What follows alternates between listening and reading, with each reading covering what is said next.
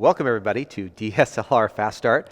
My name is John Gringo, and in this class we're going to be talking about the Canon 60D. This is a new camera from Canon. It's just been out for a very short period of time. It is aimed, I would say, primarily for the intermediate level photographer, but it is certainly capable of professional quality results because it has a lot of manual controls and a lot of great features on it. It's got a lot of automatic and simple modes for the beginner photography. But like any instrument, if you don't know how to use it, you're not going to get the best results out of it. And so this class is all about learning what the camera can do and how to do it and how best to set it up. So let's go ahead and get started. So give you an overview of what's going to be going on in this class. First off, we're going to be looking at the product, looking at Canon, some of the lenses, and just kind of what you've got yourself into by getting a Canon 60D. After that, it's something that kind of necessary we need to do, and that is we need to talk a little bit about some photography basics. There's a lot of photography in the camera, obviously, and some people who get this camera don't know a lot about photography and would probably be well served taking a photography class. This class is particularly on working this camera, not on photography in general, but we'll talk about that as we go along. We're going to go through the camera, basically starting on the outside, exploring all the buttons, what they do, and then we're going to go to the menu system, the inside of the camera, and all the software that's in it, and see how to set up the camera and all of its various functions. We're then going to go through some camera operations, and this is where we set the camera, practice setting the camera up for a variety of situations, portrait, landscape, and things like that. And then finally, we'll end the day by looking at some lenses and accessories that you can get for this camera that I think are probably more notable than the rest. So, when you get this camera, you're going to get yourself an instruction manual. It's got over 300 pages, and if you spend a couple minutes per page, which is quite easily to do, you're going to spend about 11 hours reading this instruction manual. Now the class that we have today is going to last about 4 hours, which means that we're going to try to do this in 1/3 the time it takes to read the instruction manual. Obviously we're not going to be able to include everything that is in the instruction manual. I've had to kind of edit and make things a little bit more consolidated and concentrate mostly on what most people want to do. And so from time to time I will refer to the instruction manual for more information for things that we just don't have time to cover in this class here. As I mentioned before, this is not a Photography 101 class. If you are not familiar with shutter speeds, depth of field, things like that, there may be some terminology that we use that you're not familiar with. And if you have not taken a photography class and you've just gotten this camera, it's great that you're here because now you can learn all about your camera, but you will need to learn more about photography to really master the camera. And so that is a separate class, and we will talk about some of those basics in the second part of this class.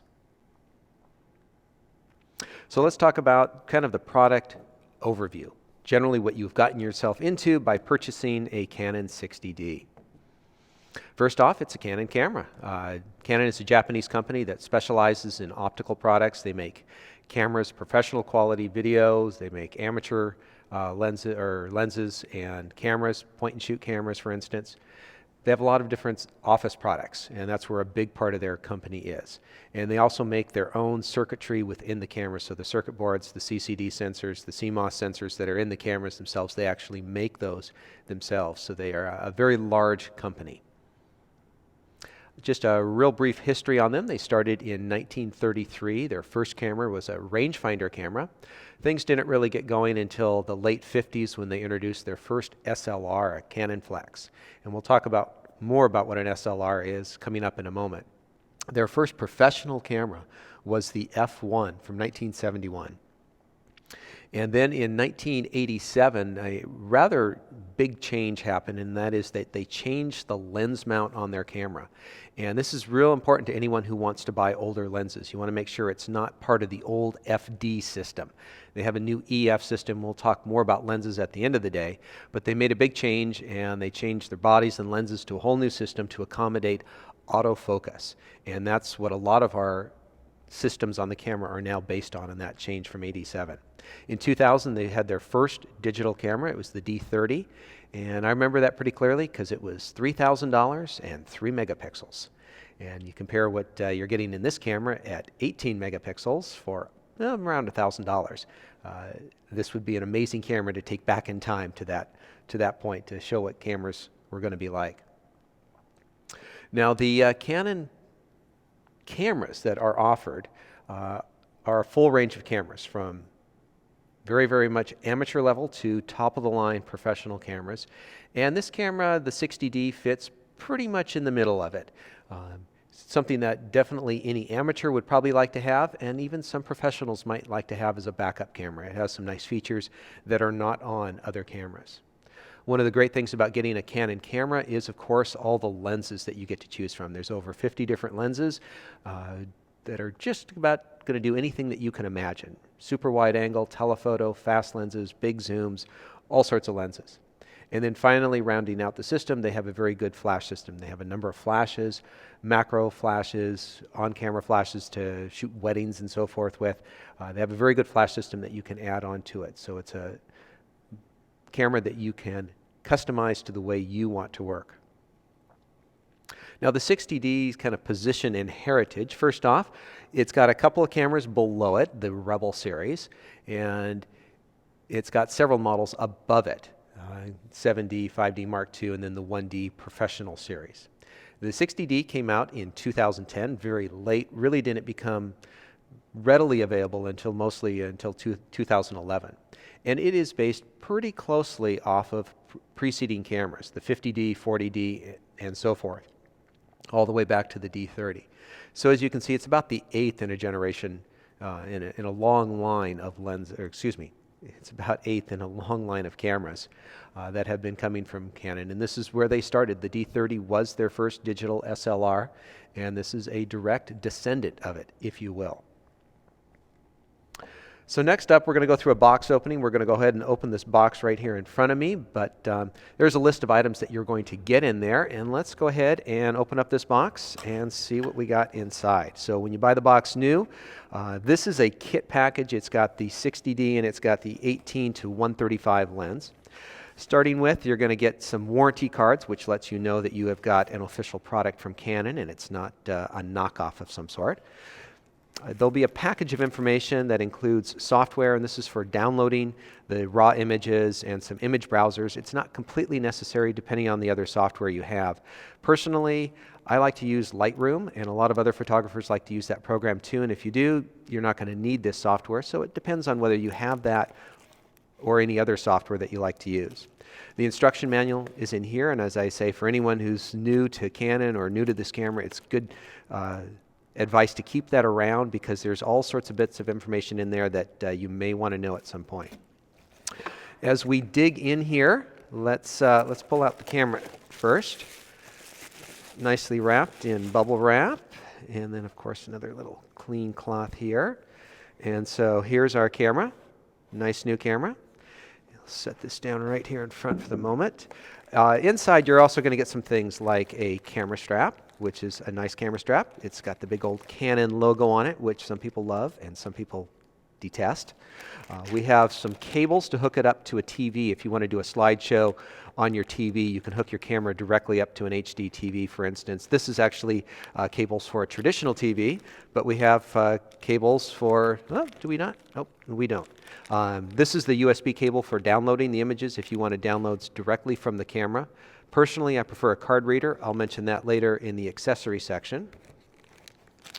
We have a battery charger and a battery. We will need the battery to power the camera up for today, so I'm going to go ahead and open this. And hopefully we have enough charge on this battery to make it work, because I think this is a new battery. Set that aside.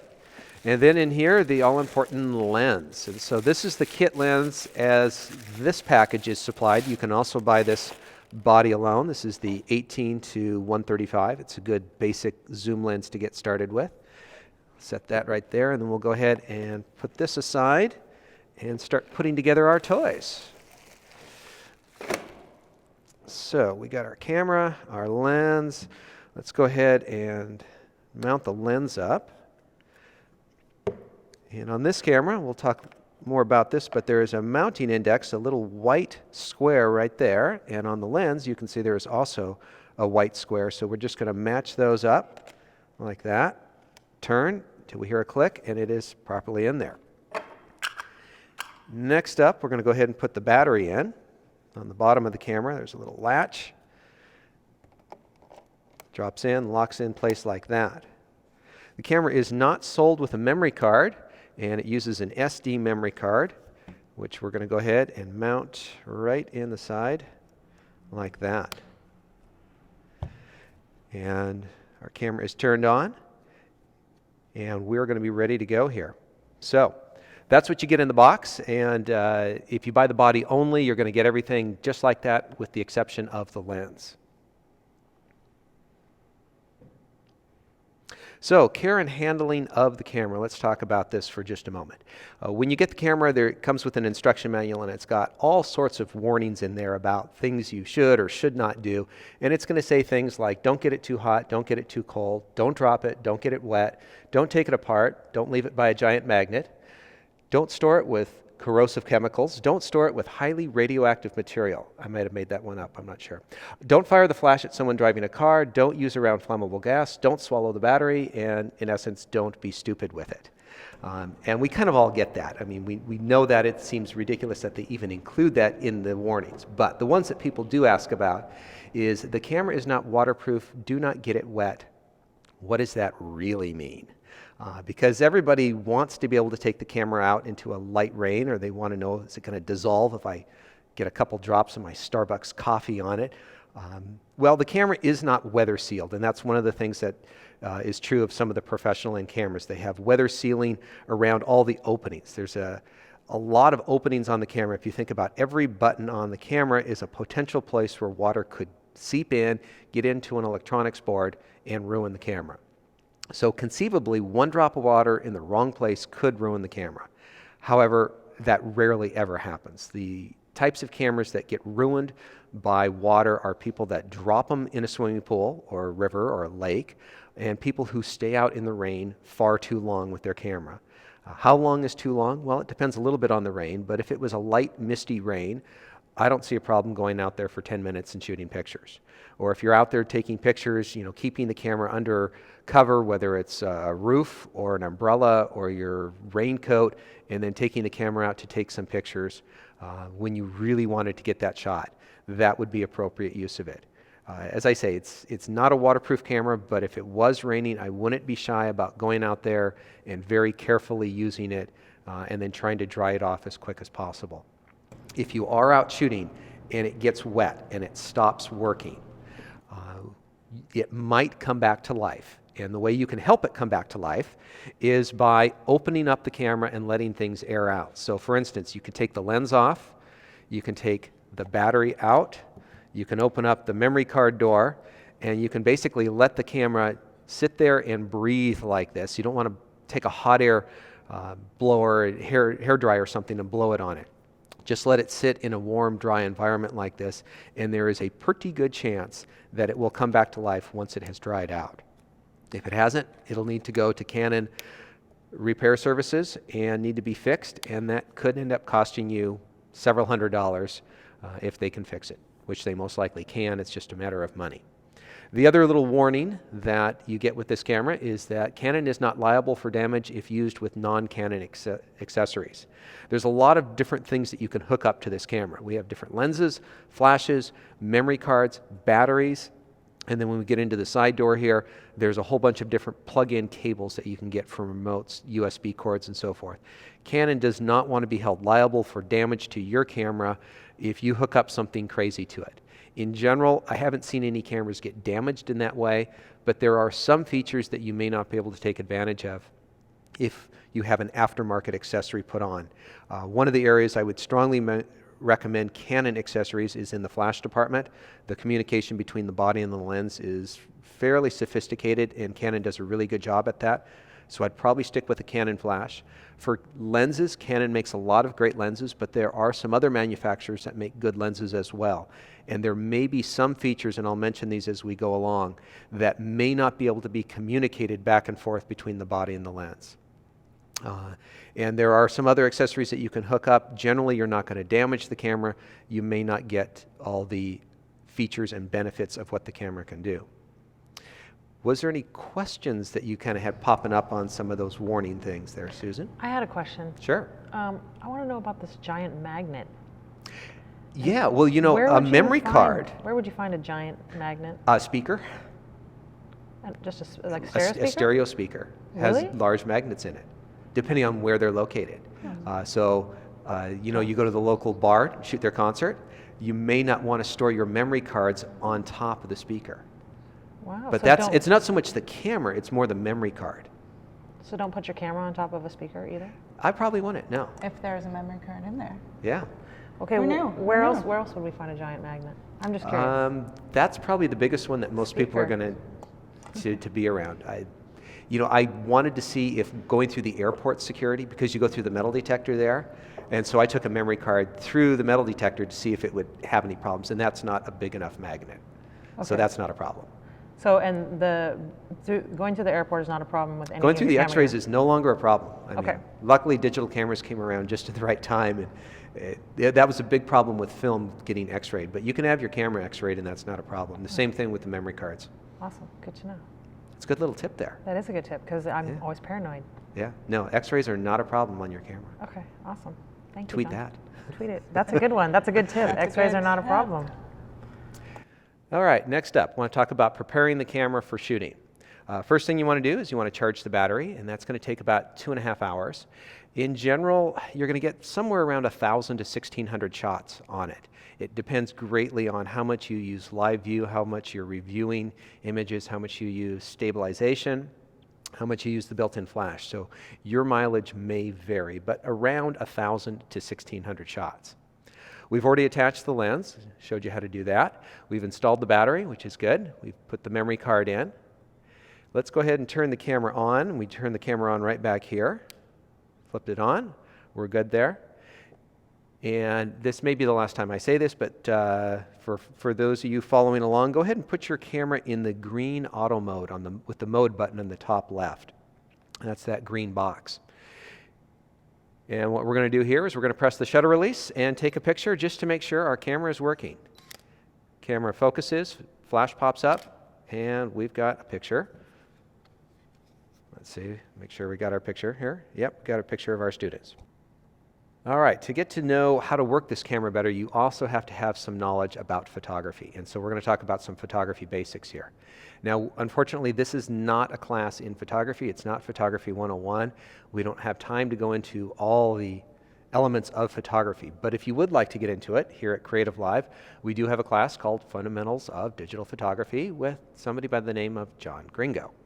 And it's a 10-week class, and if you want to learn about photography, it's a good way to do it. There's more than 20 hours of instruction from everything from exposure to focal length to composition. And if you want to learn more about how to use this camera, that is going to be a great follow-up course to this 60D class. But just to give everyone a little preview of what's in the class, or just a few basics if you've never taken a photography class before, let's talk about what a digital single lens reflex camera is, because that is what a 60D is. So on this camera, it has one main lens which allows in a lot of light. Now, there are many different lenses. There are wide-angle lenses and there are telephoto lenses, and so there's a variety of lenses that you can get with it. The supplied lens has a little bit of wide-angle and a little bit of telephoto. When the camera focuses, lens elements will move back and forth, refocusing the subjects onto the image sensor. And within that lens is an aperture, which is a doorway that kind of opens and closes. It's more like a hallway. It's never completely closed. It's just a matter of how wide open it is. And this opening and closing allows you to control the amount of light coming in the lens. And so on this example here, we have a lens that starts at 1.4 and closes down to f22. And with each step of the aperture, we let in half as much light as before. And as we go back opening, we're getting to smaller numbers. We're letting in twice as much light with every step of the way. Now this is a little bit confusing because a small number is a big opening and a big number is a small opening. So some people are often confused by that, but it is something that you need to learn about. And so let's look at a picture example of a lens shot at 1.4. And so here we've photographed just a simple yardstick, the number 7, and the two little red hash marks on the right indicate what is in focus, the front of the focus and the back focus. And you can see with each change of the aperture, we get a little bit more depth of field. It's not a huge change, it's a subtle and small change, but they add up over the course of changing this aperture into being a quite significantly different photograph by having more and more depth of field. And so this lens can close down to f/22. Some lenses can close down even further. And here we go to f/22, which is as much depth of field as we can get out of this example. And you can see that there's a big difference between the f1.4 and f/22. Now going back to the camera and that light that enters through the lens, the next thing that's going to happen is it's going to hit a mirror. And this is the reflex part about single lens reflex. It bounces the light upwards into a ground glass. And some of you may remember using a twin lens reflex or a waist level finder where you would view directly the ground glass with both eyes. And that was the way a lot of cameras were. But it's been a little bit easier for photographers to view a camera, view scenes through a prism system and a traditional or a new viewfinder. It allows you to see exactly what the lens sees, whether you have a telephoto or wide angle lens, or whether you're using any sort of filter, you get to see exactly what the lens sees. Now when you press the shutter release, the mirror needs to get up and out of the way so that the light can travel back to the image sensor.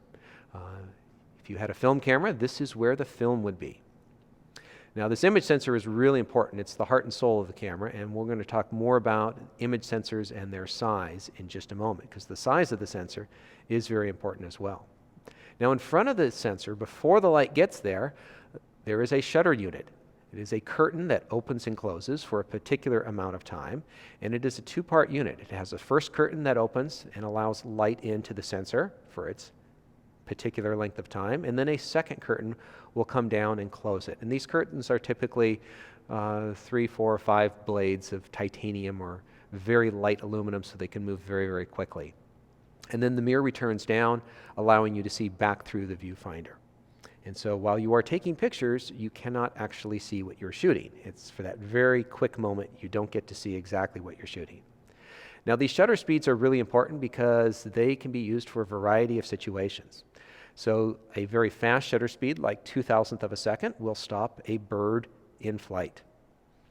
A 500th of a second is a good one for shooting human action. So if you're shooting sporting events, 500th is probably the lowest shutter speed you would want to use.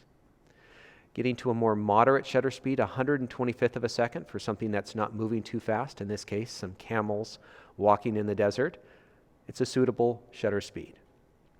But for animals moving very quickly, horse race, a 30th of a second is going to give you a blurry shot. Not that blur is bad, blur can be bad, but this is often what is considered to be a good blur. So now we're getting down into much slower shutter speeds. Here at an 1/8 of a second, you can see some people walking casually and how much they are blurred at 1/8 of a second. You can see that the bridge that they're on is actually sharp because I used a tripod in this shot, allowing the people to be blurred as they are moving. If you like to shoot waterfalls or water moving, you're going to want a slow shutter speed. This is at a 1/2 second, and that water, there's a wave that crashed over this rock, and then the water was flowing over it, which is causing that look to it, a 1/2 second exposure. This camera can shoot down to a 30-second exposure, and so these might look like clouds around mountaintops, but they are actually waves crashing in on a rocky shoreline.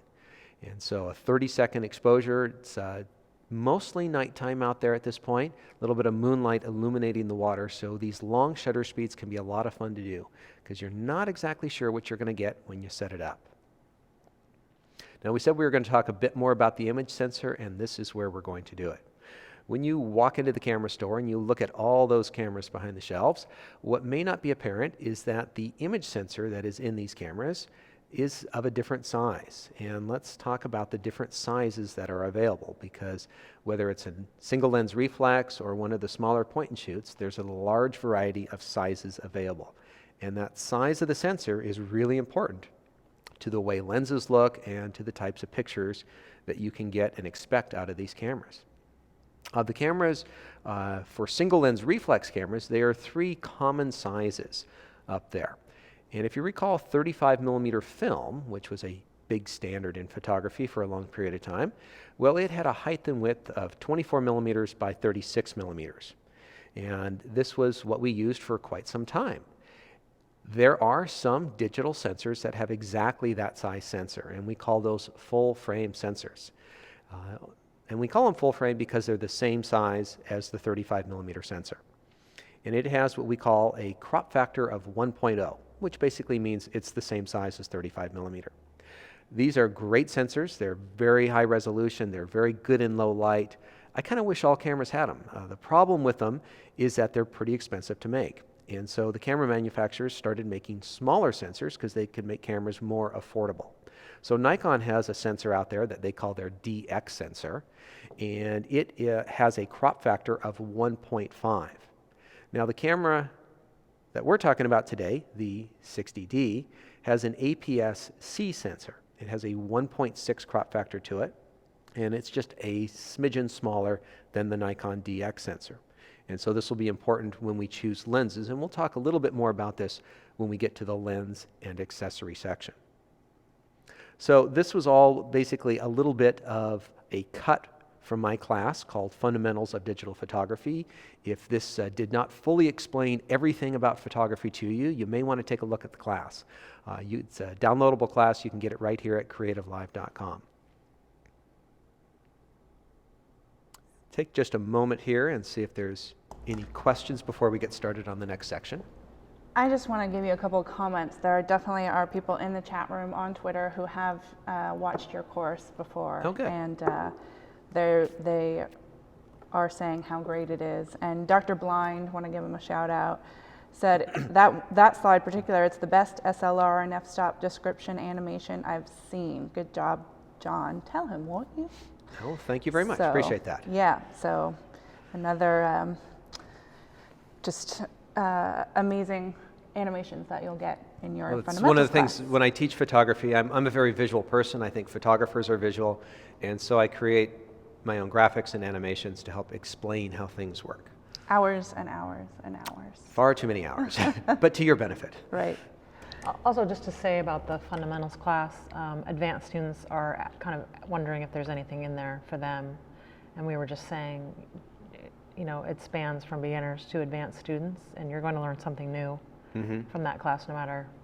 I mean, would you agree? I've had professional photographers sit in on my beginning class and walk out saying, I learned some stuff I did not know about. And so, you know, unless you're a full-time professional who's been doing this for a long time, there's probably a bunch of things in there that we get into. I mean, we talk about mirror lockup, we talk about hyperfocal distances, a lot of composition. We spent 2 weeks on composition. And so there's a little bit for everybody. So it's a good learning course, and you can learn at your own pace. I agree.